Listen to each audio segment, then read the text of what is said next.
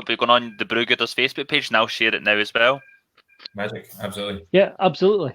Okay, looks like we're live now, folks. So, yep. Welcome everybody to the Brewgooders podcast number 53. 52. All right. Okay. So we've been going over a year. We haven't done quite one a week, but we tried to. But for 52, we've got in the middle here is John Lees, writer, we've mentioned several times on the show before. Let's face it, we've reviewed several of his books in the past, and his book Sync was our book of the year. Thank you very much. 2019.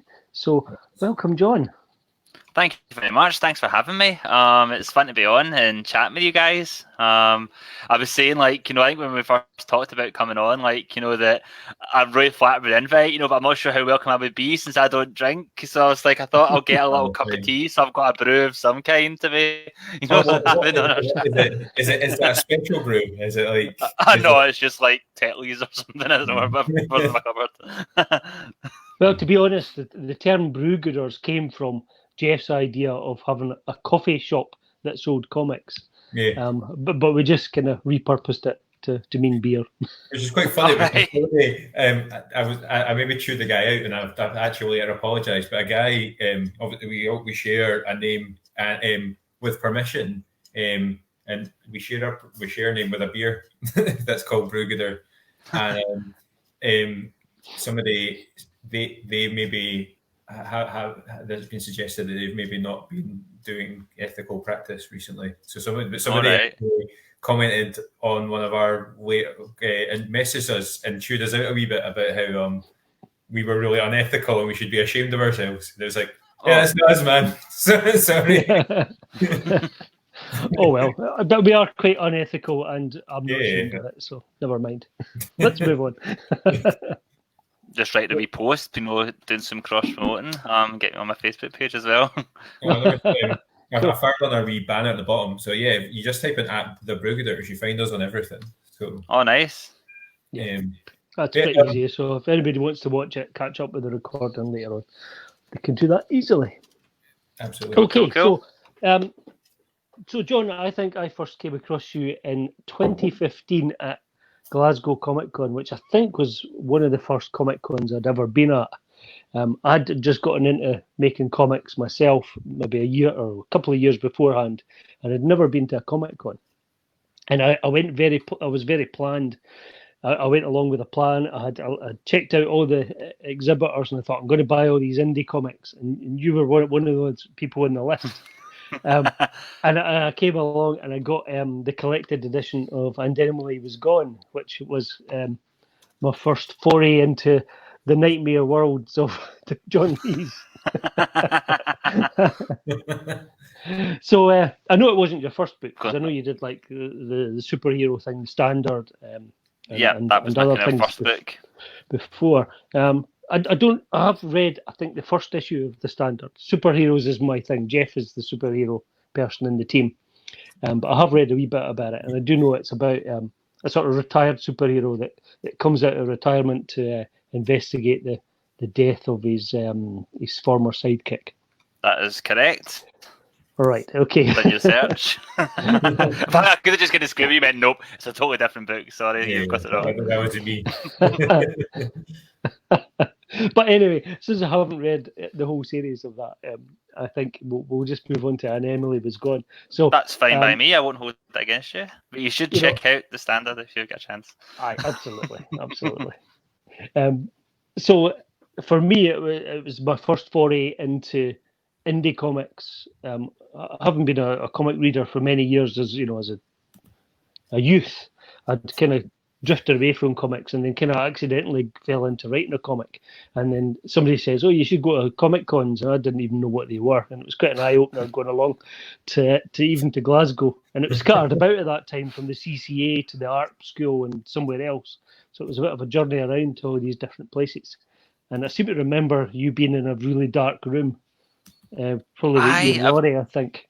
They've put us in various places where we're going to not disturb people, but like I think one point we were in what I called the hot box, which was at the very top floor of the CCA, and this was like and that was like the hottest time of the year that year.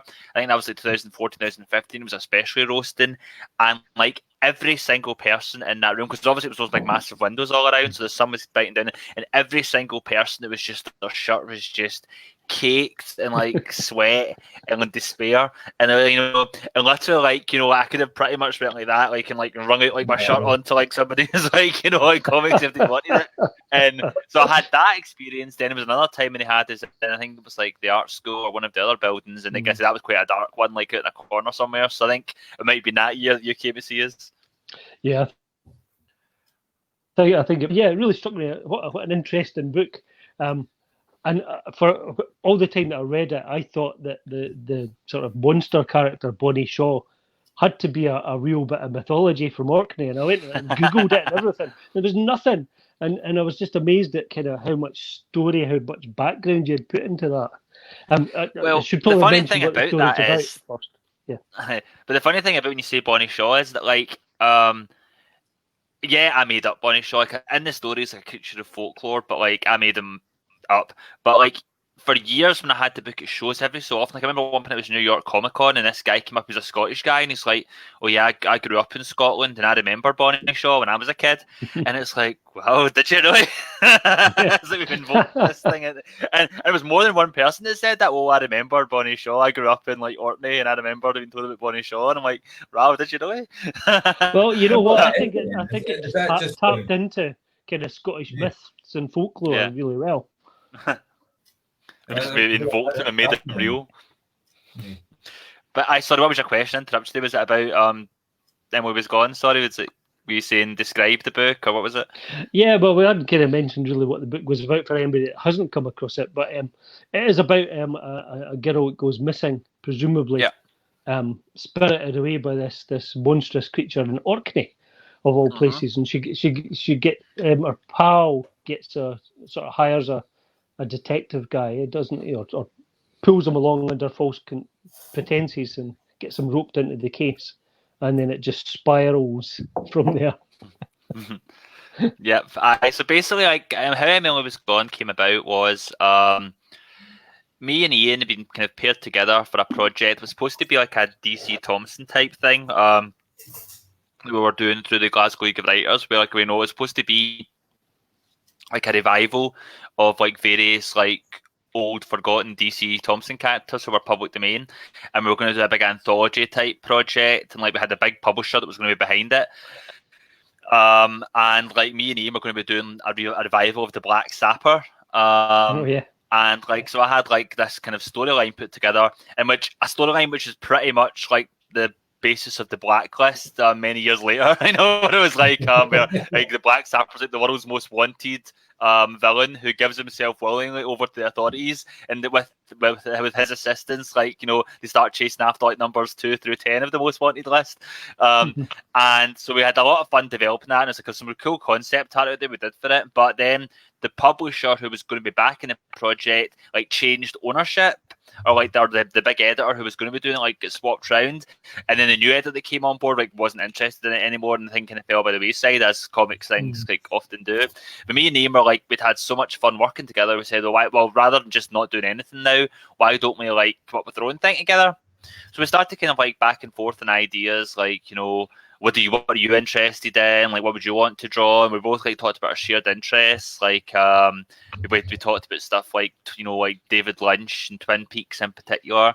The movie like In the Mouth of Madness, the John Carpenter film, that was thrown out as something that we were into. Or stuff like League of Gentlemen, Hammer Horror, and it all kind of like fired back in and became this big, and eventually I said to him, like, fire a couple of ideas at me for stories, and he came up with some like sort of like premises.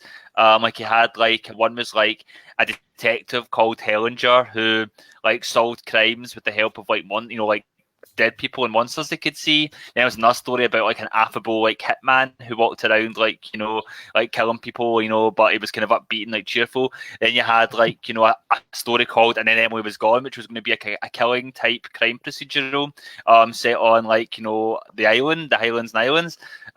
So I kind of like meshed them all together and kind of like, you know, and mixed it all in with like the various influences we're talking about, like Lynch and all that, and we came up with this kind of like totally different thing. And I kind of like spiked in a little bit of Junji Ito as well, and it all kind of like the end product ended up being And Emily Was Gone. And although I ended up going back and plotting out, the first issue I actually kind of wrote really loosely, where I basically just like, you know, thought as a challenge to myself, I'm really into this idea. I'm just going to try and like write a script without knowing what happens next and see what happens. So I wrote like the first issue out, and by the time I got to like the end of issue 1, like I didn't know what was in the box. Like, you know, I just really, you know, I thought that was a lot of fun. And then after that, like me and he met and properly plotted the whole thing out after that. Wow, that's an interesting way of doing it. I think you don't do that anymore. No. I'm one of the most like obsessive, meticulous, like, you know, almost neurotic planners that I know. So that was a very different approach for me. Oh, that's interesting to know because, I haven't spoken to other writers. They can be quite haphazard in the way they do it, with post-it notes everywhere. And yeah, no, I'm very much like a kind of meticulous kind of like. I'm not one of these people that usually believes in like the muse carrying you over whatever. Like, no, I need to have like my roadmap. That's cool. So I think probably Jeff will want to talk to you about Sync next. Because, I think it's quite amazing. You mentioned quite an extensive amount of influence to and stuff that was coming together within Emily Was Gone. That's really amazing.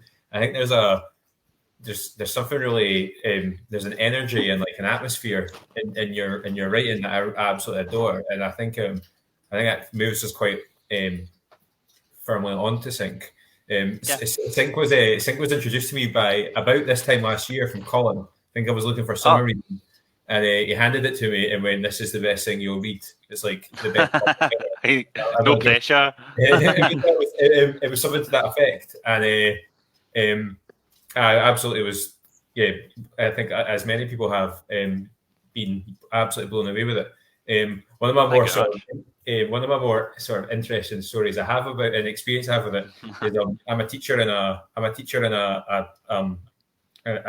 support unit in a high school, and we do themes for our terms, and we did one that was like myths and legends. And I was trying to inspire or trying to motivate a young person to do a little bit of thinking, and he just didn't want to do anything that was like the Loch Ness Monster or drop bears or like wildcats out in, you know, mysterious wildcats in local villages.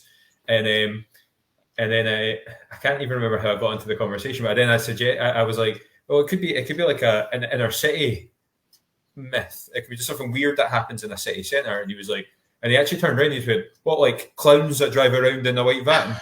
I was like, "You've read that comic, eh?" He was like, "Yeah, man." He was like, "Me and this wee boy who probably I would maybe even hold my hands up and say he was maybe a bit too young to have come across." But we just had this moment of bizarre bonding where like we were just like we both read the same comic, and it was quite incredible. Well, the funny thing about that is, like, unlike Bonnie Shaw, the clowns in the van is an actual real urban myth. When I was a kid, this is where this like the idea came from. And I was like a really young kid, maybe 4, 5, maybe a wee bit older, maybe. But like when I was still, because maybe I'd been starting in school, maybe like 6, 7 something. But yeah, there was a story going all around, like, you know, the South Lanarkshire area, like Rutherglen, Hamilton, that whole thing, about, depending on what area, it was either a blue van or a white van, and it was like clowns that would be driving around snatching kids, and like, you know, depending on like the variations of the story were either they were killing them, they were eating them, or they were turning them into clowns, or they were just like, you know, or they were vanishing, never seen again. And there was all the stories like, you know, like they were like slicing people with razors, then tickling them to make them laugh. So like, you know, like the mouth would open up. Everybody, like every class had like some kid who's like, you know, brothers, pals, neighbors, sons, dogs, you know, other dogs, pals, cousin, like had like a kid that went missing, and so yeah, it was something that went around, and like I remember at one point, like issue 4 of Sync, where it's like the young team who go hunting for the clowns. That was based off something me and my older cousin and a bunch of his friends did one summer, where like we all got wee makeshift weapons. We walked around like our local area, like looking for the clowns. I don't know what would happen if we ever actually found any. Like, no, we know, like we didn't. Like, there's no like none of us. We didn't murder any guys in our warehouse or anything. That part's not true.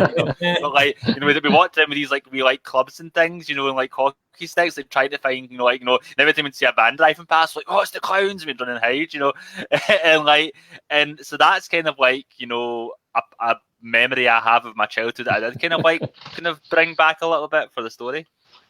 That's totally like, it reminds me of the Glasgow vampire story as well. The story about the vampire and the hanging about the graveyard, and a bunch of kids go along after school to get him. Well, actually, funny that you should mention that, because very, very. That's not a place yet. We can talk much about it, but very, very vague. Volume 3 Sync teaser. I'll be employing that myth as a kind of story beat in the volume. I've actually been writing about that just recently. That's cool. Wow, that's really good. Yeah.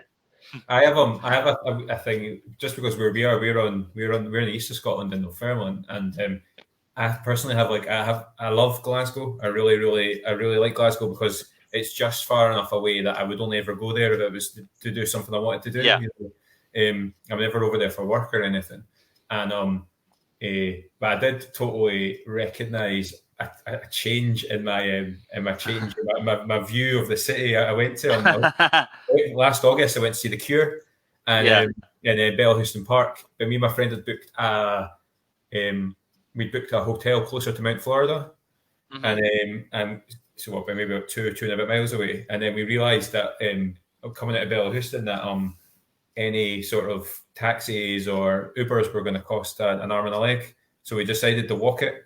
And just as it was getting dark, like the city does take on a totally different complexion. And as I said, I was maybe 2 or 3 weeks off of reading the first trade paperback of Sinking. So I started chatting to my pal about it, and then he was like, "Just go and be quiet until we get back to the hotel." Well, it tells me a bit about, for those that maybe aren't aware, because we're obviously, me and Colin are big fans, but some of our viewers or listeners may not actually be aware of kind of what Sync is. Yeah. Well, Sync it's like an anthology series. So it's a collection of standalone tales, each connected by the shared location of Sync Hill, which is this nightmarish forgotten district of Glasgow. And so basically it follows like the various like oddballs, misfits, killers, deviants, sort of occult gang members, psycho murder clowns, and regular people who all like kind of share this same space. And because it's all in this kind of quite small community, certain stories will overlap. Like characters who appeared in one story in the main role might pop up again as a supporting role in something else. But the idea is that each issue is something you can pick up on its own and read as a standalone thing, even while like a larger mystery is slowly kind of brewing in the background. Yeah. That's awesome. Yeah, that's what I really liked about it, was that you could just pick up that one issue and just be quite satisfied with that story. Yeah. And then, if you do read the other ones later on, you see the little crossovers. Mm-hmm. Which probably is sorry, on you go. No, that's all right. I was just going to say that that's a kind of similar thing that you did with Hotell as well. Yeah. Which we'll come on to shortly. Obviously, that's something I quite enjoy doing. That's like, the kind of content that I'm like quite a fan of myself. Like, I love like a good horror. Is it portmanteau? What's the name? Like, portmanteau, those like, things like Vault of Horror or like Dead of Night. Like, all those things like the collection of short stories. And I love like a good anthology series like Inside Number 9 or the Jimmy McGovern stuff like The Street or Accused, and or even things like Black Mirror or that. Like, I just love the idea of like jumping in, telling a complete story and getting out. One, because it's very challenging, because comics don't have a lot of real estate. And so like being able to tell a whole story, introduce characters, set up a conflict, resolve that conflict all within like 20 odd pages, it's like quite a challenge that I quite like enjoy, like, attempting or wrestling with. And also, like, especially when you're dealing in the suspense genre or like the horror genre, it adds an extra facade of, like, uncertainty, because there's no guarantee that your main character's going to survive to the end of the issue.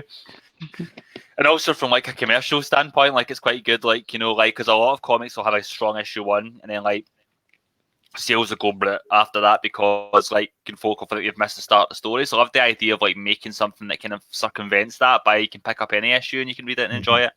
Yeah. So I got issue 1 a way back, before lockdown, and then I had to wait a long time for my comic shop to get issue 2. I've not got that yet. So I only picked this up last week. And yeah, what I did like about it was you kind of done the same thing as you'd kind of done with Sync, and that you'd made it separate little stories but interlinked, and that portmanteau horror style thing with the sort of caretaker receptionist being the crypt keeper, the Elvira kind of character that just gives you a wee bit of an intro to the story. And I quite like this cover, and it kind of just maybe teased kind of that it was going to be these different storylines and set in the different places. Jeff, I don't think Jeff's read this, but it's set in the Piro Hotel off of Route 66 in the USA, and it seems to be a little motel that attracts people that have problems in their life, and those problems just get exacerbated somewhat when they arrive at that little hotel. The first episode is the pregnant lady who's running away from an abusive relationship, and of course her partner catches up with her. No spoilers, it's gory, it's bloody, it's weird, it's something else, and I was just so excited to read the second one. And the second one just totally lives up to it again, and tells another story. And there's that little crossover with a couple in this one that you see very briefly in the previous issue as well. Well, this was actually quite a meticulously planned, because in a lot of ways it's a tighter sort of level of crossover than Sync is. Sync's like this just very general idea of like this kind of like sandbox and things going on in the sandbox, but with Hotell it's like very much this contained story of I'm making my hands be the exact length of like the windows I'm doing this. A very contained story of like a single weekend, this weekend of this solar eclipse, and each issue is like it's not like named like issue 1, it's named like room 1, like room 1, room 2, room 3, room 4, and it's like what's going on in the 4 rooms over this one weekend. So literally this was a case where I did have like the post-it notes, and I had everything planned out, like, okay, what's happening over the course of this weekend, when would this interact with that, when would things overlap, and like there's elements of like all 4 issues in issue 1. And I'm not sure if that's immediately apparent when you read issue 1, but hopefully as you read the subsequent issues, you'll start to go, that's how that tied into that, and that's where, that's where that came from. And so the idea is like to try and kind of like have it overlap, and you're getting more and more of a whole like with each issue, while still like maintaining that effect of being a standalone tale. And also I like playing with different themes and different kind of like moods, because like you say, issue 1's very kind of tense and kind of like dark. Issue 2, well, I know I'm not sure like folk are getting this, but I wrote that as a comedy. I was like laughing like a fiend when I was writing that. And issue 3 is like probably like the darkest story I've ever written. We're literally at the point where like while I was writing, I was feeling bad about writing it, and I was like, I should I go ahead with this? And then the fact that I got feedback from the editors, like which was like make it darker, like probably says that I'm working with some people who've got some like similar mindsets, so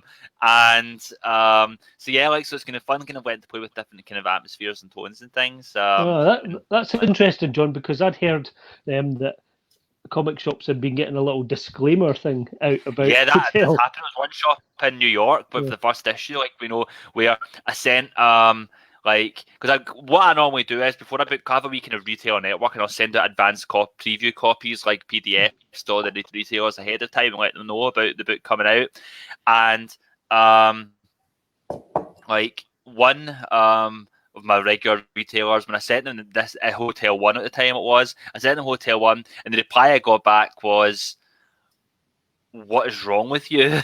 Exclamation mark, like, question mark. I mean, there might be an expletive in there as well, which I'm not sure if we're allowed to say, so, but, and, like, then this other retailer in New York said, like, yeah, we're gonna put some, health warnings with the book before it goes out. So had this little like disclaimer that folk had to sign before like they bought the comic, which is great, like marketing. What was their reasons for that health warning? I've read comics before where there hasn't been a disclaimer, and I've maybe got 5 or 10 pages in. I mean, like, this is rank. Like, I think basically, like, for me, I think basically it was more about the horror rather than any, like, the extreme, like, I know the kind of content you're talking about, which I don't normally like to put in my books, but like, I think it was mainly kind of like the whole thing of like those with a nervous disposition, like, who are easily frightened should, refrain from reading this comic, or make sure they're sitting down, comfortably before they read it to avoid fainting spells, I was like that kind of like, like rhetoric. I was going to say, because I particularly associate your writing with like, there's a mood and there's an atmosphere that's quite prevalent in the reading experience, which is I was just fascinated to see actually what the comic shops that were going to put these flavors on were suggesting doing. Yeah, because it's not like a movie where the music and jump scares and things can frighten you. Comics are a totally different medium, even from a book, from a Stephen King I think novel. It's really challenging. I've had this conversation, a couple of times before, but comics is one of the most difficult mediums to do good horror in, because it's kind of the worst of both worlds. Because like with a book, you're able to like describe something that's like, encourage people to imagine in their heads something that's far more frightening than like anyone could actually like, visualize, which is why I think that no Portrait of Dorian Gray movie has ever really lived up to the book, because no special effects or like artists can like draw a portrait which is as scary as the portrait in your head. But comics don't have that advantage, because there's art, they have to like be able to draw something which is scarier than like anything that a reader can imagine. And then like, they don't have the advantage of movies, which is because movies have the visual element, but they also have sound, and so much of horror is sound. Think about any horror movie you've ever seen, and no matter how gory it is, no matter how scary the monster is, I would wager to say that much of the terror of it comes from like the sound design and the soundtrack, and like and I'm not just talking about like like the like when like someone jumps at a corner. I'm just talking about like even the very element of like the score and like the ambient noise. And I think David Lynch does something that does this really well. Like, where in his movies he'll always have a kind of thing like like sound that's just a bit off key that always runs in the background through the whole movie. They kind of put you a little bit ill at ease. And so, like, and just imagine how any horror would be like if I had like the Benny Hill music playing in the background, like probably would deflate. Like, and so I think like comics don't have that either. They don't have the jump scare. They don't have like the use of sound. So you really have to be quite resourceful to make people afraid in a comic book, especially since it's like, for me, like I try and think of like the most scared I've ever been reading a comic, or close to the most scared I've ever been reading a comic, and it was probably when I was a kid reading like the Swamp Thing.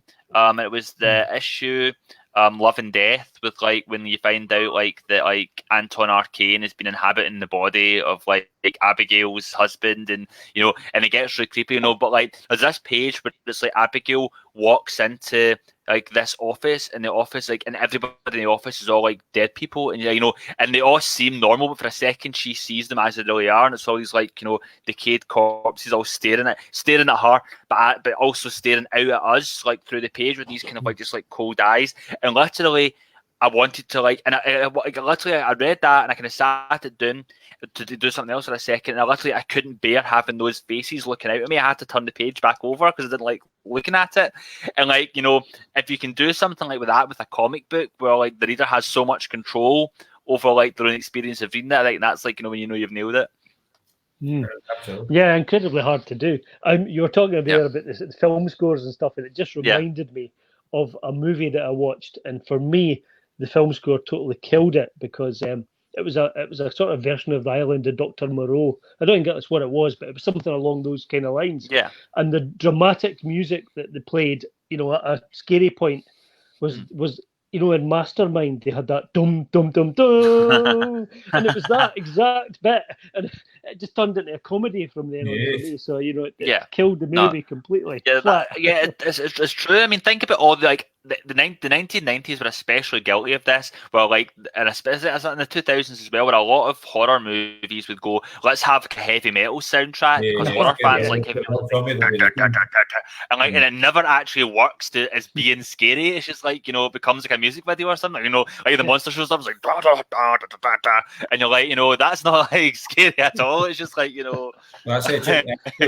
That's one of my friends, Jimmy Brown. He's messaged it. I fired his comment up. He was saying about the Texas Chainsaw Massacre, which I think is in relation to that. What you're saying, that ambient, uneasy. Yeah, right from the opening second. That's one of my most memorable movie experiences. Is those opening seconds of the Texas Chainsaw Massacre when you have the flashes that goes and that is that panic shot of the statue that's been desecrated grave bit is horrible. Yeah, it's the bodies that have made into a statue, and for me, it's interesting that Jimmy brings up Texas Chainsaw Massacre because Texas Chainsaw Massacre is one of my sacred texts, one of my perennial touchstones that I'll always use in every book that I work on. And the scene I always talk about is the scene, spoiler alert for a 40-year-old movie, but the scene I always talk about is the scene at the end where the lassie's tied up and with the cannibal family, and they're getting the grandpa to help kill her, and he's really old, he's hunched over and he's trying to get a hammer and he can't hold the hammer, he drops it and it hits her head. He's and he's I'll try again, grandpa, and he's and for me that scene works because I watch that and I laugh at it, and for me that I think and this is something I've done whether it's in issues of Sync, issue 10, when the guy's tied up in the bed, or or stuff in Hotell, the Hotell issue 2. For me, horror and comedy are really closely linked genres because I think some of the best comedy is just a degree off of being terrifying because it really pushes things so far into the surreal. But by the same token, and not recognised as much, I think some of the best horror is just 1 degree off of being hilarious. For example, you watch something like the end of Hereditary, which is one of the, I won't go into specifics, but it's one of the most horrifying, upsetting, traumatic endings you can imagine of a movie. But I watched that in a cinema, and all it took was and it's because everything's in such a heightened emotional plane. All it took is one person chuckling in the back row, and it totally broke the spell because you realise and other people start laughing at it as well, and and I think that's quite an interesting kind of soft space when you get to that level where things are pitched so high in the horror that it could very easily become a comedy, or inverse, pitched so high in a comedy that it could very easily become a horror. One of my favourite films ever, and one that I'm just assuming from our discussions on sound effects, and also that link between comedy and horror. And you mentioned Lovecraft earlier as well, and that's one I think there's a Lovecraftian element to it. Is The Thing with John Carpenter? Oh yeah. Sound effects alone, there's whole sections of that where there's no music, and it's just that horrible squelchy, liquidy horribleness of the something that I think that you're really particularly in certain issues of Sync, I think you make really good use of sound effects that aren't really sound effects because it's a comic, but obviously my favorite. But I love coming up with inventive sound effects if I can. I'll never use one from the basic stock if I can. I always try and be a lot more onomatopoeic with them if I can help it. I do love The Thing as well. The Thing, especially if you eventually read Mountainhead. Mountainhead is one that really draws heavily from The Thing.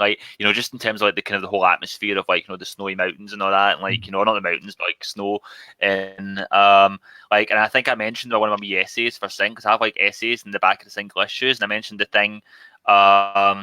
And I can't even mind what issue it was. I mentioned it now. I think it might have been issue 8 or 9. But that whole kind of because for me, about even before the monsters show up in The Thing, is that whole kind of constant sense of distrust and like uncertainty about everything that kind of like really puts you on edge.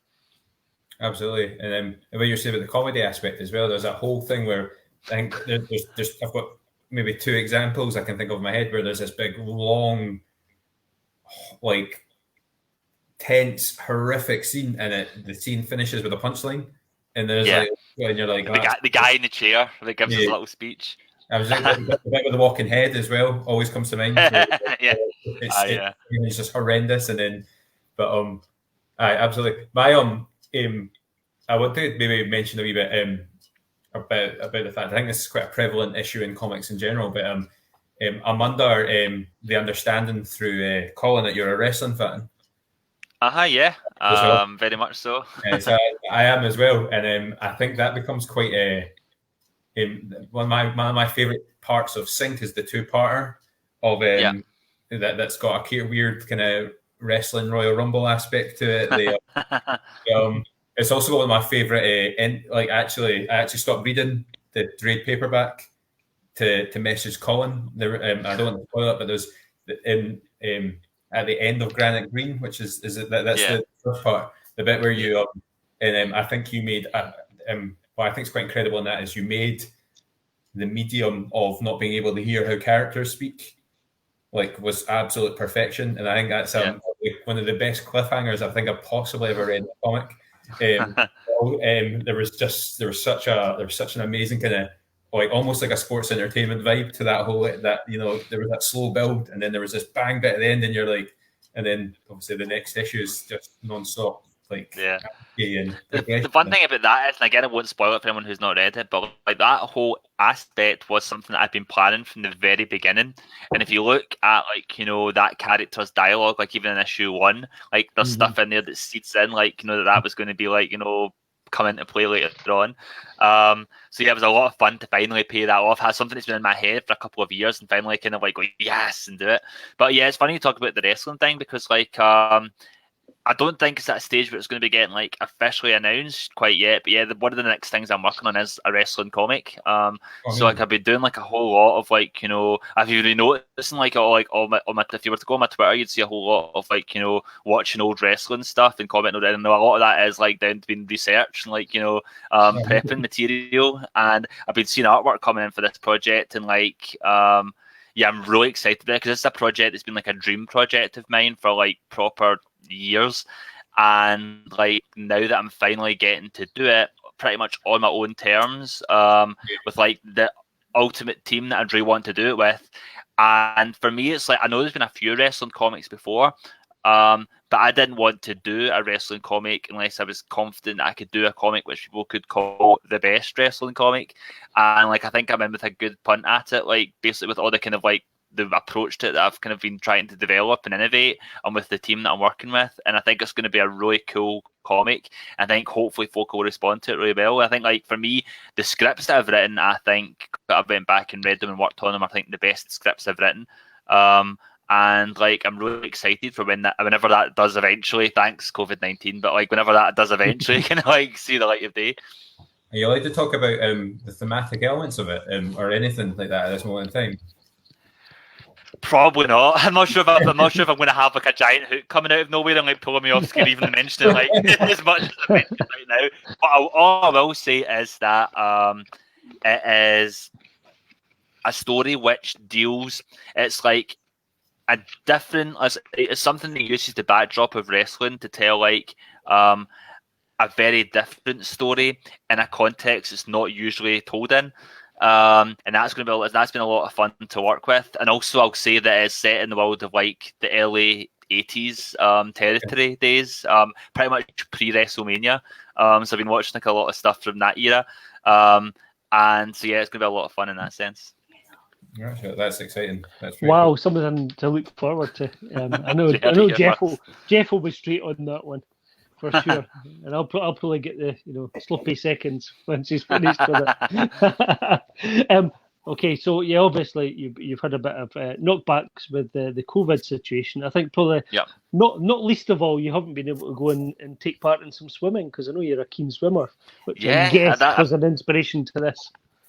Yeah, I've been gutted, but that's possibly one of the things that I've missed most. I I think probably it would be safe to go into like, a pool of chlorine, like, I think the COVID's going to be there, but even like going to changing rooms and stuff, I think it's probably a hive of all kinds of diseases, but even factoring in coronavirus. But or maybe that's such a good thing. Maybe like coronavirus, like wouldn't want to go to my local pool because it might catch something. But but like the yeah, definitely. Like, I'm a big fan of like swimming. It's something I've like loved doing for years. It's probably been my number one like way of like keeping in shape. But as like my current waistline would probably attend to, and I've not been for a few months. But and yes, so, like, and it kind of like one of my things I do on Facebook was I would talk about all these like cringeworthy encounters I'd have, like like while I was at the pool.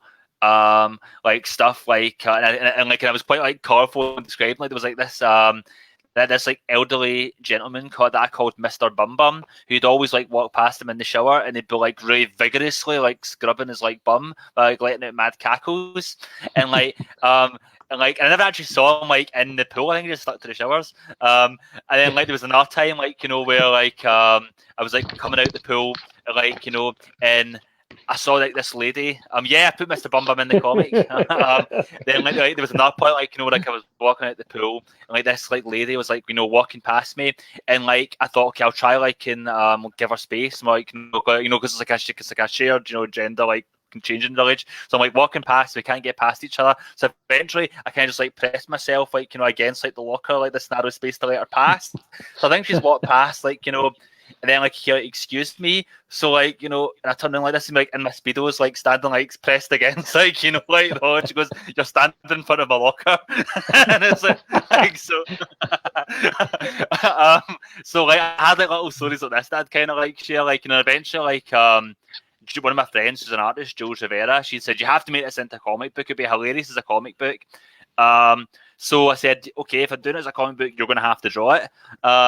And so originally it was going to be like a wee autobiographical comic, but while there's some autobiographical elements in terms of like what a dump the pool is, I think my life's generally kind of like fairly conflict free, so it wasn't really an interesting story. So I ended up kind of like coming at this like this kind of like outlandish story, inspired heavily by the likes of the Karate Kid, about like this like big swimming competition, like and these like colourful characters that can have to come together to save the local pool. And like, yes, it was a lot of fun to work on. Again, like that was some of the most challenging scripts I've ever written, because I'm like the horror guy. And this is a romantic comedy. Yeah, it's like a rom-com. And actually, like one of the things I've taken to saying is like I'm a frustrated rom-com writer, because really I just want to write about like nice people, like who like have a good time. And for me, it's like that's why my favorite issue of Sync is like Sync 10, because that's essentially a romantic comedy. But Deep Ender was like my first foray into like doing like comedy and stuff, and it was weird writing stuff where nobody dies pretty much. And like and it was quite challenging trying to write something that's like funny. And the early drafts like were really bad, I think, because it was like really like self-consciously funny, but everyone was like trying to tell like one-liners, and like if a page went past where nobody said a joke, I was like, oh, this, and I need to put in some more like peppy dialogue, and it felt really forced and unnatural. And I think like what I learned is that like a lot of times comedy comes from the situation. You don't necessarily have to be like Airplane, it's like joke. Sometimes the best comedy is just like making characters who are relatable and putting them in relatable situations. And if you care about the characters and the characters feel real, then the situations become funny just through them experiencing them. Well, that's what I hope happened, at least.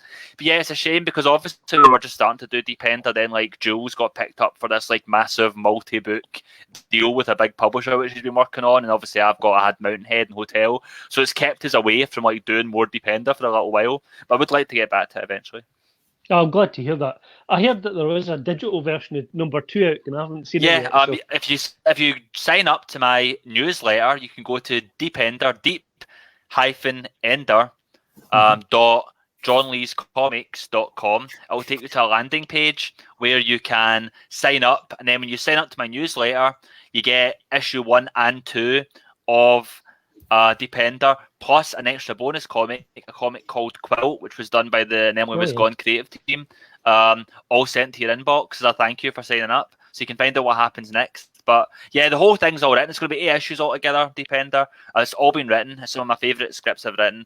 But issue 3 is a lot of fun as well. That's when the cast starts expanding. But like I say, it's just a case of when we're both going to be available to get back to it again. Maybe at some point in the latter half of 2020 or 2021, we'll maybe see some more Depender surfacing. Oh, I'm so glad about that. I picked this up at I think it was Stirling Comic Con, which you'll remember because it was absolutely heaving. Yeah. From you back then, and at the time I'd a bit of a sore back, so I was going to my local swimming pool to kind of help it, and all the things that were happening in the book, the characters, the group of grannies, and that were all in my local pool. There's one panel where he's swimming underwater, and there's an elastoplast floating. To the Band-Aid floater. I've been there. That was happening to me. So I was going through all of these experiences at the same time as I'd been reading this. It's really awesome. I mean, for those that don't know, it's about a lad who nearly drowns and decides to go and kind of learn to swim. And goes to his local pool and encounters all these incredible characters. And then a bit of a romance develops. Yep. So I'm looking forward to reading the rest of that. Well, thank you very much. Like I say, for me, as much as I enjoyed writing issue 1 and 2, for me, I feel like from issue 3 onwards, that really kind of takes off. So hopefully we'll get to do more. Oh, superb. Jeff? Oh, he's gone silent. Oh, yes. Sorry. He's miming now. Oh, all right. My wife was TikToking in the corner there, so I muted my mic. I'm just firing up. I'm just firing up links to your. Oh, great! Thank you very much. That's what I'm doing. You mentioned your Depender one, but also I'll work all this out for when things go up on YouTube and then. I should also point out you'll probably have to type www.depender.johnleescomics.com because if you just type in Depender, it doesn't come up. No worries. I'm just for anybody that's interested. I'm just going to fire up. And do you have you've got your WordPress website? Is that probably your most sort of direct?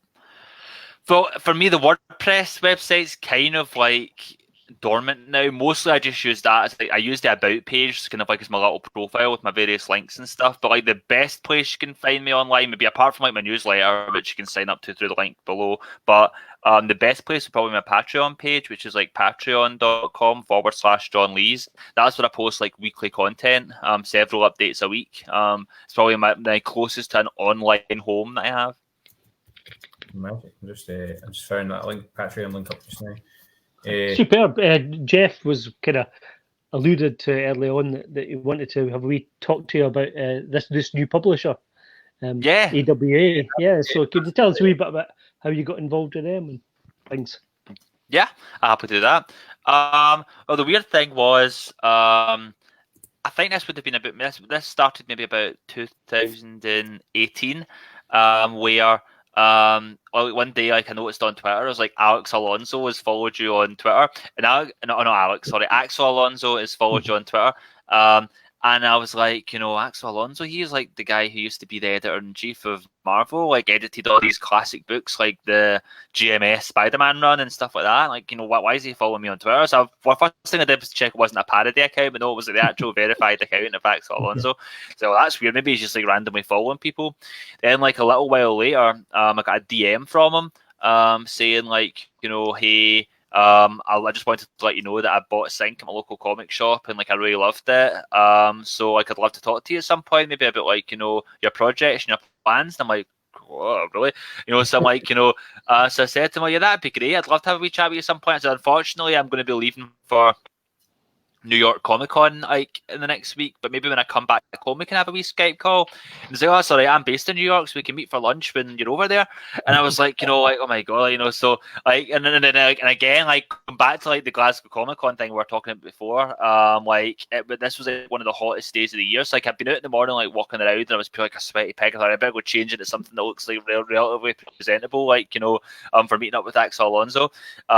So like he met and he took me to this like the Italian place, like I mean, then just like he was like a really nice guy, like really engaged, and like and like it just talked about like how much he'd enjoyed Sync and like talked a lot about the comic industry and he told me he was like launching this new publisher called AWA, Artists, Writers and Artisans, and it was launching with various other people, including Bill Jamass, who's another kind of Marvel bigwig, a former Marvel bigwig.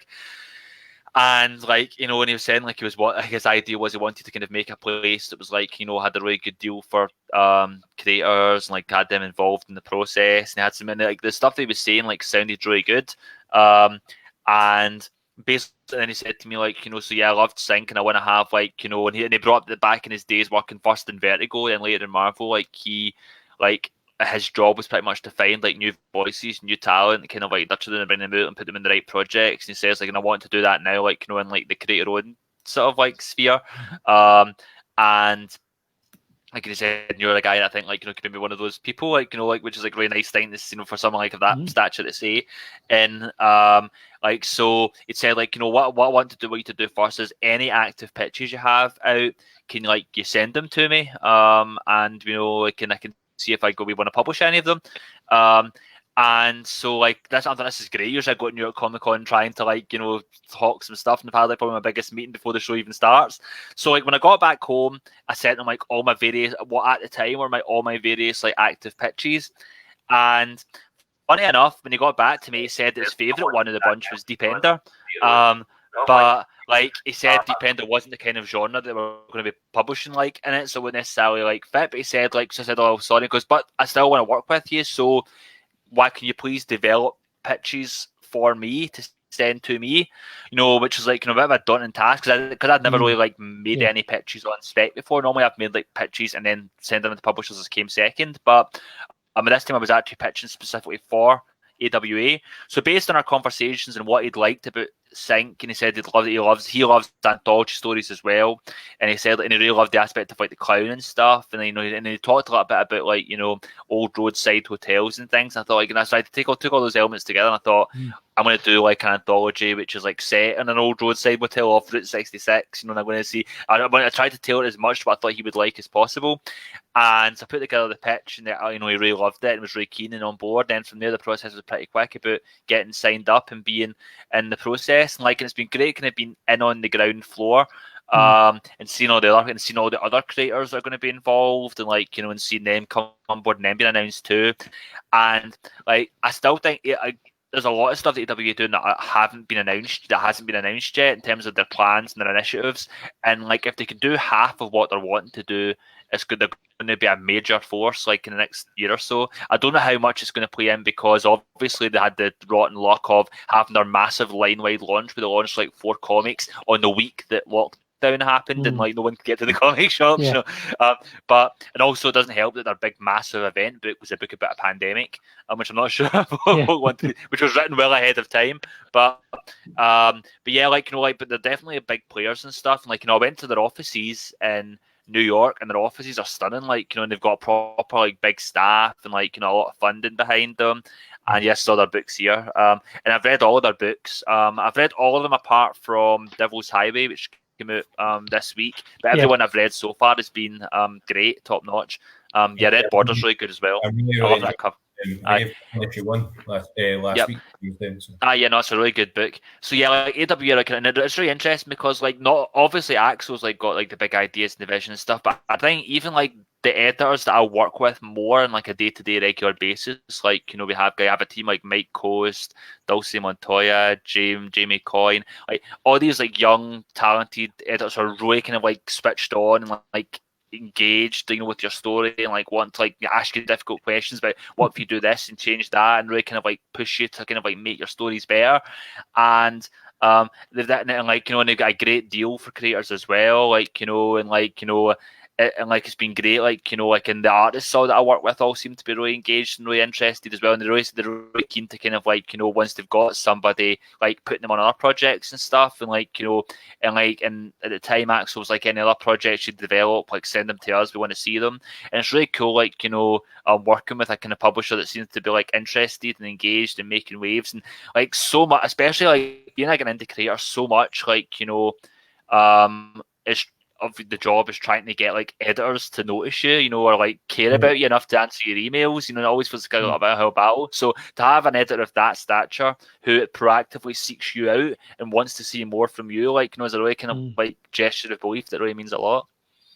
That's fantastic. Good for you, and it's awesome to see you kind of getting these kind of bigger titles, and a really interesting publisher. The stories that I've kind of looked at and read about, you know, it looked just so interesting, so different, kind of filling a little bit of a niche that been a little bit left behind by things like Vertigo a little bit.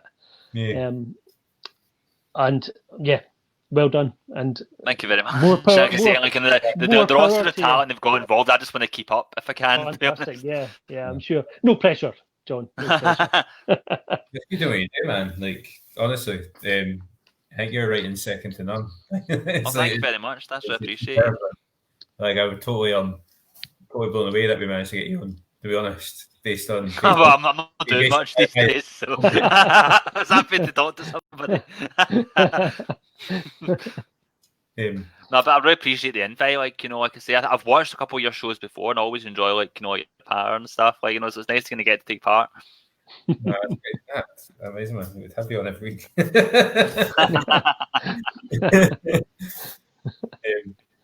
Colin, did you have anything else to ask Mr. Lees before we? Well, you know, sadly we can't talk about beer. So this cup of tea that I had was really good. Awesome, yeah. Okay. Was that a nice home blend? Was it? Well, I was blended in my home, you know. But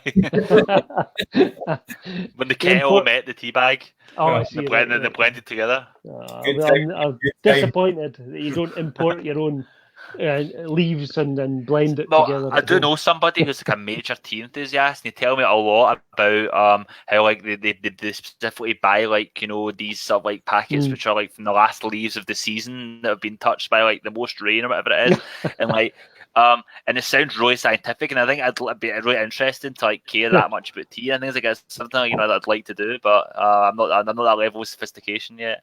Yeah, I never knew anything about blending your own tea until just the other day. And my guilty pleasure is watching Bargain Hunt.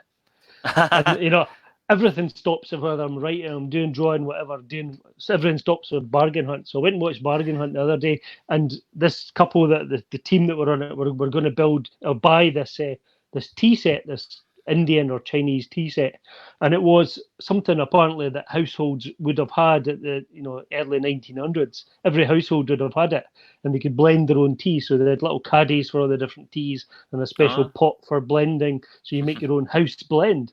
And of course, I had to go and Google that and research all that.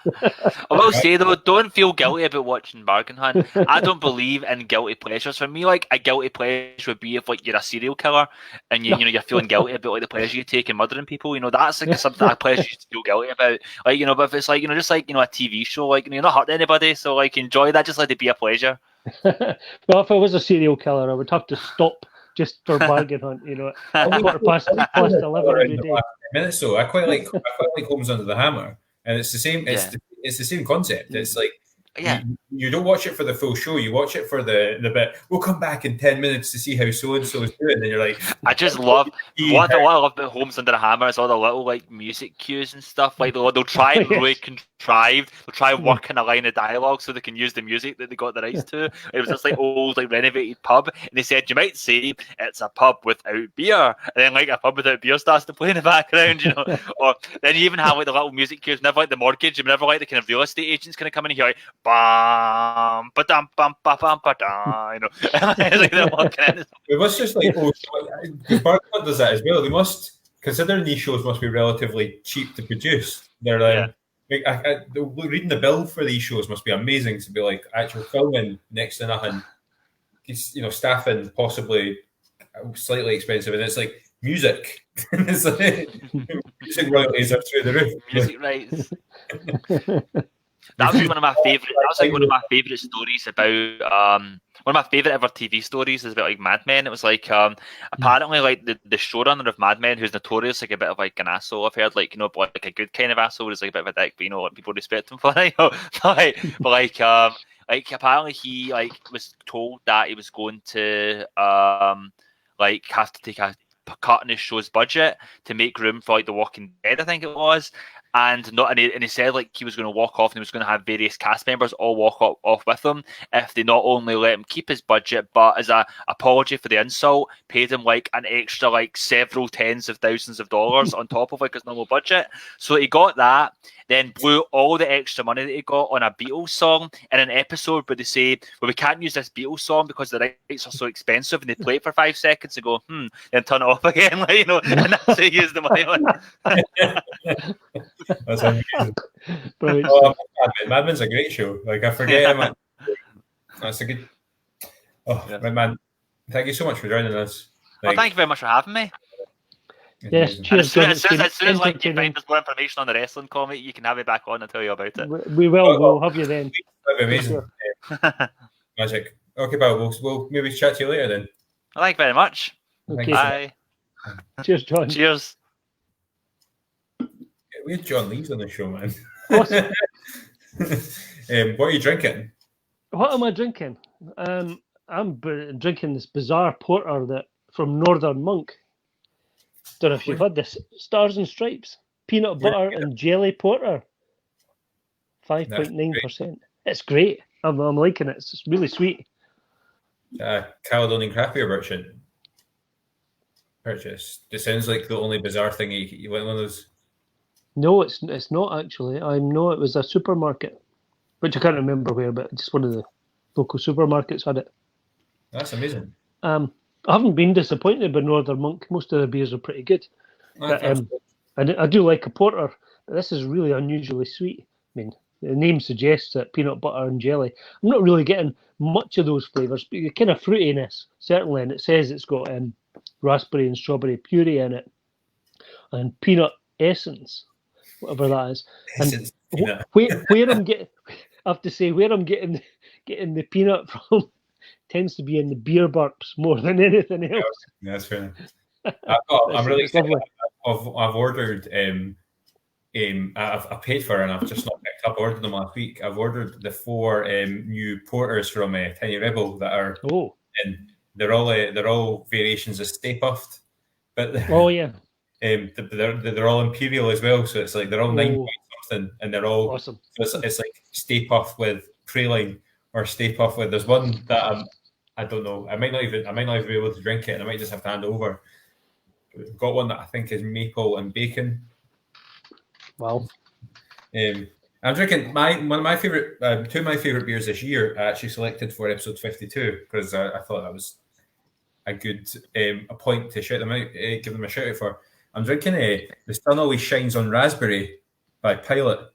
Because I got for my birthday. I got 2 cans for my birthday, and it's just incredible. It's 7.5% porter from Pilot, who are a microbrewery based. So it's a chocolate, raspberry, and cinnamon milk stout. I should say it's not a porter; it's a stout.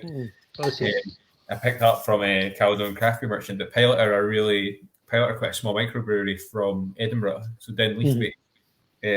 With the most amazing Twitter feed. Yeah, their Twitter game's incredible. This is really nice. Not much in the way of cinnamon. It's raspberries, the kind of overpowering scent on the nose and on the tongue. It's just nice. It's the 7.5, but really, really fruity. I'm really, really enjoying it. And also, just to keep the raspberry theme going, I got I drank my last I was enjoying my last Opal from Inner Bay Brewing, who I did. I love that. It's probably one of my favourite beers of period. And I did message Inner Bay and ask if that was going to join their standard line, and I assume it was Kate who got back to me. But obviously, I messaged the Inner Bay official feed, and she got back to me to say that they are looking to have maybe Opal become part of the standard line, but it's all based on how much they sell and stuff like that. Yeah, because they've been refurbishing and they're starting brewing again. To say this Stars and Stripes is really growing on me. This could be one of my favourite porters, actually. The sweetness is so good. There's so many good porters out there, from kind of quite dry ones, but this is unusual, being with the sort of raspberry, strawberry sweetness in it. Particularly, really liking this. Considering you're saying it's a premium buy from a supermarket rather than Like I just assume like my first it says Magic Rock. Is it Magic Rock that do it? No, it's Northern Rock. Sorry, Northern Rock do have done a few things that we've reviewed in the past. Northern Monk, sorry. There we go. Yeah, it's got a bit of a pump up the jam kind of flavour to it. It's just one of my favourite beers. It's great. You've got to try this. I think it was £3 for a big tin, so that's quite decent.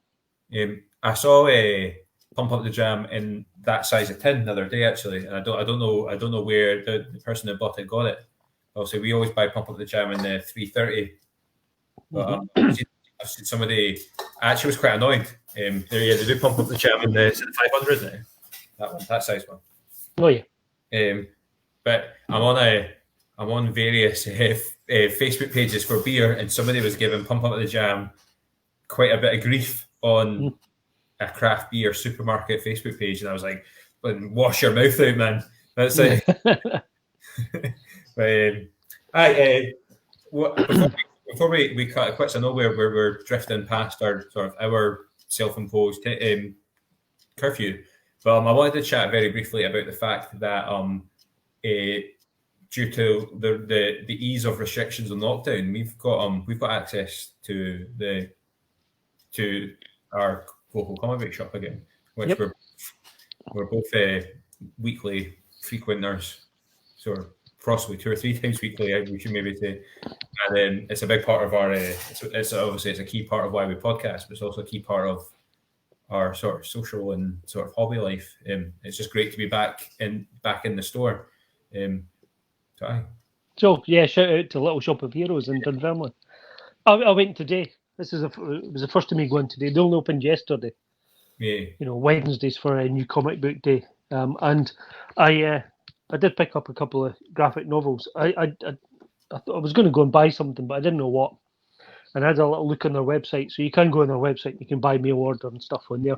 And I saw this, which is who's this published? It's Image comic. It's called Simon Says. So I haven't read it yet.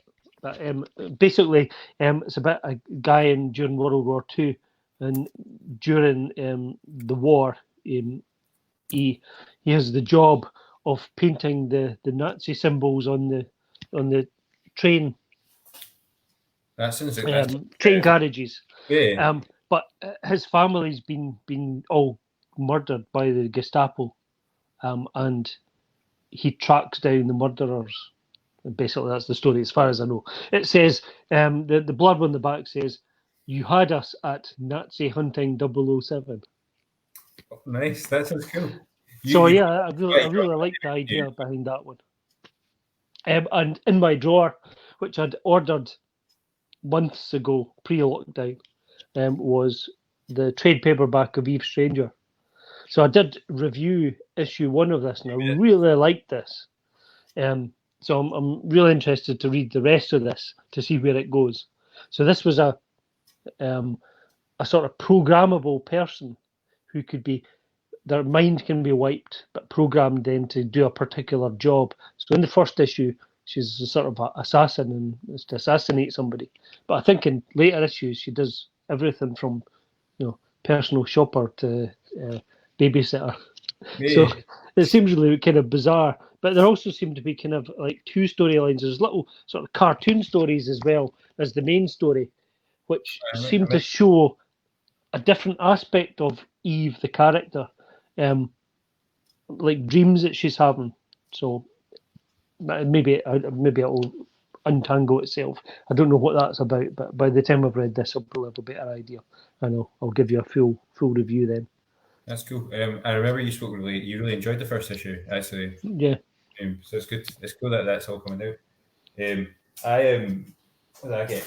DC's big event of the summer is a throwback. It's the last thing that Scott Snyder's doing. I believe it's the last thing that Scott Snyder's doing before he comes away from writing. He's been writing or overseeing the main DC universe for a couple of years now, at least a couple of years now, about 4 years in DC Comics. One of my sort of ventures back into comics with both, just letting myself go with it was Dark Knight's Metal. It's something I've talked about quite a lot on the show. the big summer event that Scott's overseeing now is a Dark Knight's Death Metal. So that issue 1 of 6 came out yesterday. Sorry, so I'm really, really excited. I'm also quite enjoying the fact that, as far as I'm aware, it's only going to be a 6-parter, and there isn't like ridiculous delves into like tie-ins that usually are associated with DC. As far as I'm aware, I might be totally wrong, and the next thing I know, I'm going to have to go and find Teen Titans 72 and Wonder Woman 19, and all these total random comics that I normally touch to make sure that I'm staying in with the main story. Is it Marvel that's doing the Empire storyline? Yeah, Empire's Marvel. Yeah, because I saw the kind of roadmap for that, and there was like 6 Empire issues, and then odd ones of Flash, Green Lantern, Batman, Wonder Woman, and everything. And it looked terribly complicated to follow along with. For a second there, but I'll allow it because I know you've had a beer, so it's fine. Oh yeah, sorry. I don't read superheroes. I really love comic events. I usually try and stick to one a year because they aren't massively forgiving on your budget when it comes to comics. If you want to go all in, what's quite annoying, particularly I find with the way Marvel do it, because they've got that Marvel Unlimited service.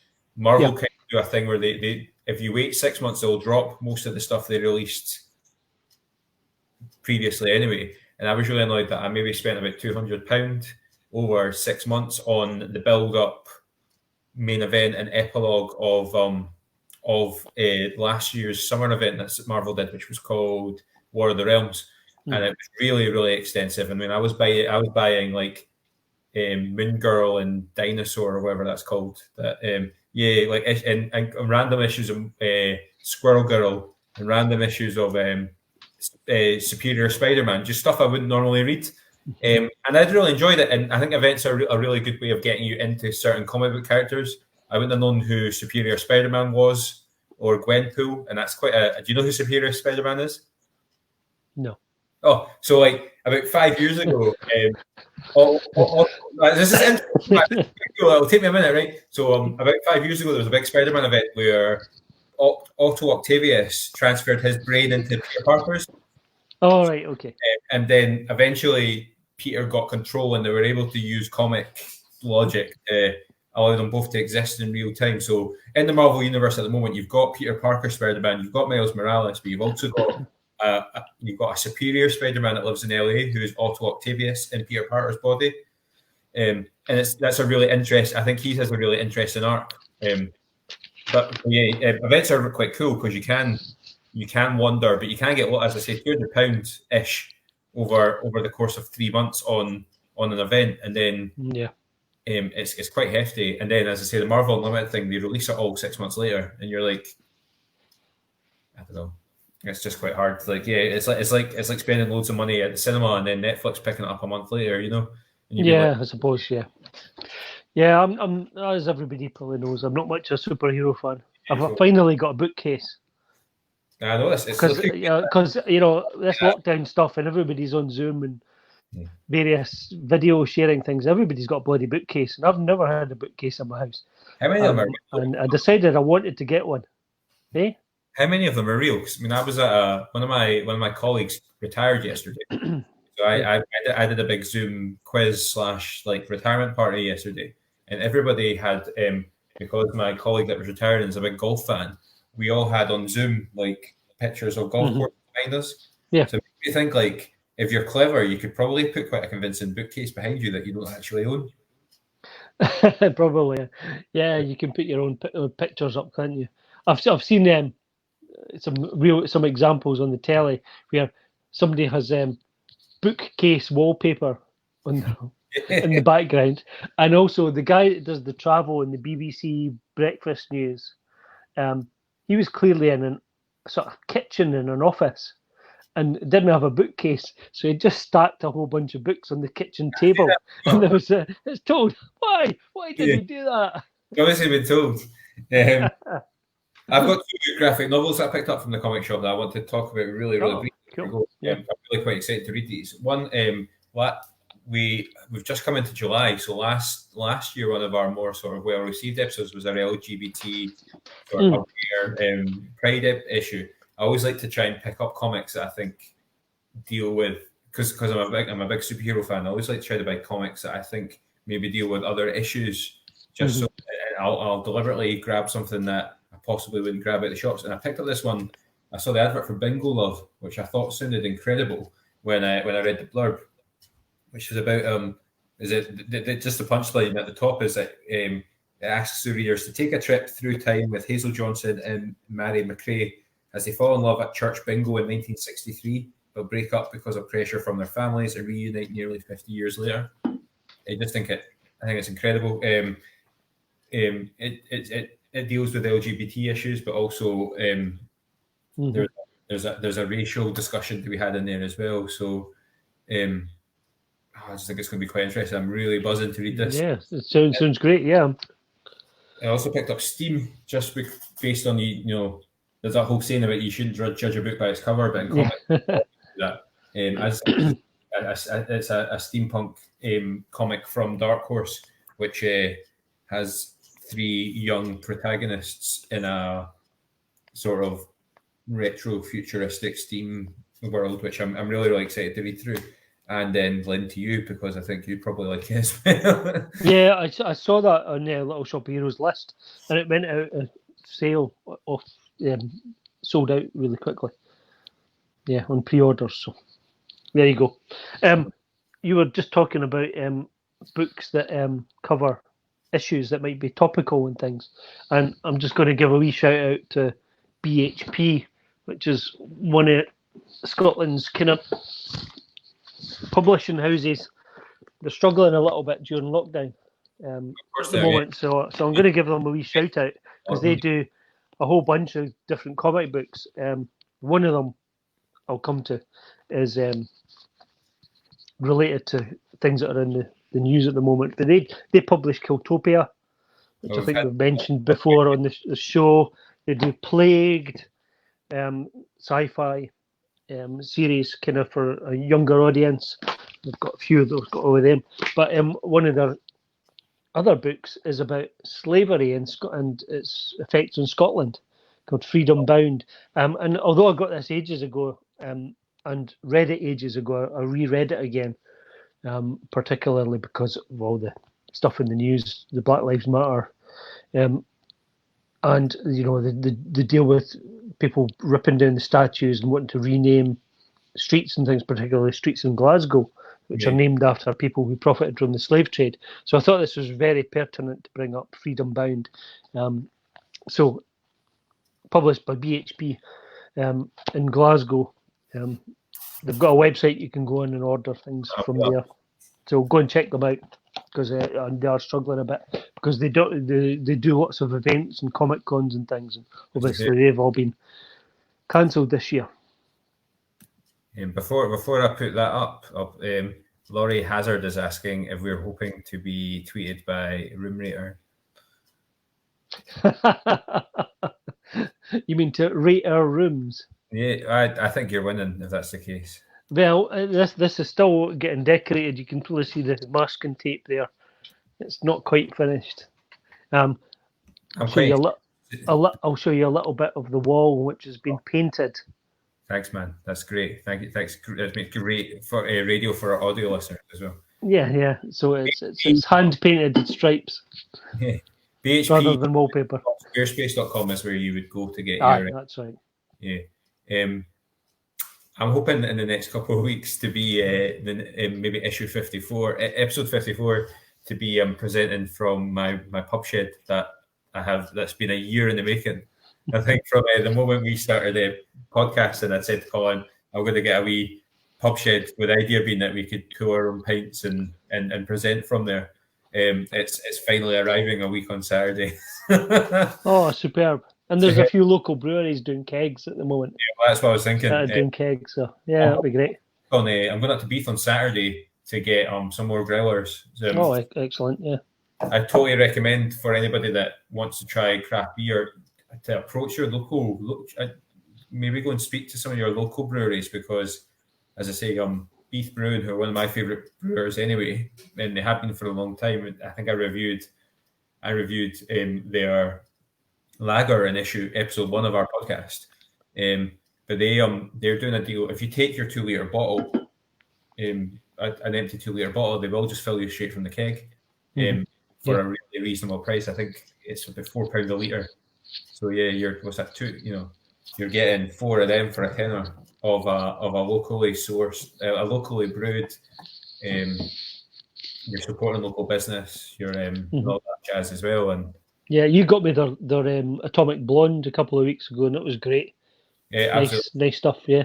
What's cool about what's also really exciting about I'm using Beef as an example, but I know Cool do the same, and Cool do something similar at least. And imagine if you went to approach your local brewery, it changes all the time, because obviously Beef is a really small operation where they're churning out their beer on like almost like a wee bit like a conveyor belt. So like what they're able to offer their customers every week is totally different.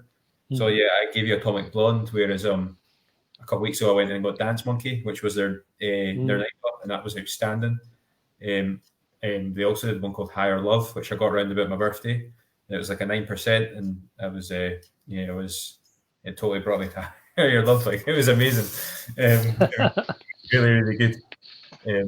Yeah, but I imagine if you just spend a wee bit of time and just find out where your local breweries are, your local microbreweries are, you'll probably get see if they're doing some special deals like that, or they're able to do mail order or local delivery. I mean, pubs may be opening soon in a couple of weeks' time. It looks like, in some form, and no doubt we'll probably go to one of the local pubs when we can. I know that Seven Kings Brewery, who we visited last year, they're the guest in-house bottled beer for one of the places quite close to where I live. So I think you can go into the beer garden and you would get Seven Kings, which is pretty cool. But it'll be interesting. We talked about this, I think we talked about this before we went to air a couple of weeks ago, that Dunfermline doesn't really do well when it comes to, we don't have many pubs that do craft beer and beer gardens. It's usually like one or the other. But I'm hoping that the legislation changes and the need for beer gardens will allow us to put something together. And be able I have to say, I'm still a little bit cautious about going to a pub when there's still social distancing measures. Totally. In force, because this probably, my little mask probably won't protect me too much from. You're really proud of that. I love this mask. Yeah, so this is my little biker's mask that I got. I particularly wanted a tartan one. Yeah, so, I like this a lot. Very nice face mask, Colin. Wait, are we allowed to chat about what was happening next week or anything like that? What's happening next week? Well, you told me. Oh God, yeah, we have another guest next week. Yeah, who has been on the podcast before? Struggle a wee bit when we go back to just having to chat to each other, if that's where we're going with the podcast. Yeah, I know. We're gonna have to keep this. So, who have we got next week, Colin? Are we allowed to say? I think we can, because he's confirmed and is up for it, and is going to buy some beer specially as well. Oh, so we're going to have Stephen Ingram. Stephen joined us when we did our pub crawl in Edinburgh last summer, a year ago. Was it? Yeah, it was about newish last year. I want to say it might actually be a year to the day-ish by the time. So we're at the Stockbridge Tap, and then we went to the Brewdog place on Lothian Road in Edinburgh. Stephen joined us, and so did Barry Lumsden. We had a good few beers, good bit of chat. Go back and watch that episode. I remember chatting to Stephen at Brewdog, and we were blethering about nonsense, because that's what happens when you're having a few beers, and we bonded over our love of 80s weird rock, like Devo, that totally strange band. And then he started talking about one of his upcoming project, which he'll talk about probably quite at length next week, which is exciting. he was chatting about that, and I remember actually, like, as he was talking, holding my hand up and pulling my phone out, and then clicking record, and then go, because what he was chatting about. But yeah, his new project. He was in the very, very early stages of his new project this time last year, and it's now about to go up on sort of crowdfunding, isn't it? So yeah, Kickstarter, I think tomorrow. Yes, that's really exciting. So we'll get them next week. Well, it's still ongoing. Amazing. Great. Awesome. So we'll see you then. Thank you, Colin. I like how you've turned your face mask into a nifty bandana. It's got multiple uses. You're about to go to a big country concert, or right, I will see you very, very soon. Okay. Cheers, folks.